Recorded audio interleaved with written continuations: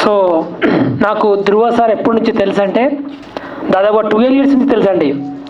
12 years friendship అండి మాది. నేను ధ్రువ సార్కి థ్యాంక్స్ చెప్పను, ఎందుకంటే తనతో నేను లైఫ్ లాంగ్ జర్నీ చేయాలనుకుంటున్నాను. ఒక థ్యాంక్స్ చెప్పి నేను అలా కాదు, ఏమైనా చెయ్యి, కొత్తగా చెయ్యి, సో మనము ఏంటో నిరూపించుకో, నీకు బ్రేక్ ఇస్తున్నా, సో అలా చెప్పాడండి.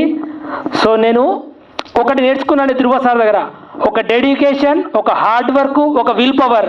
నా లైవ్లో నేను మా ధ్రువ సార్ని చూశానండి.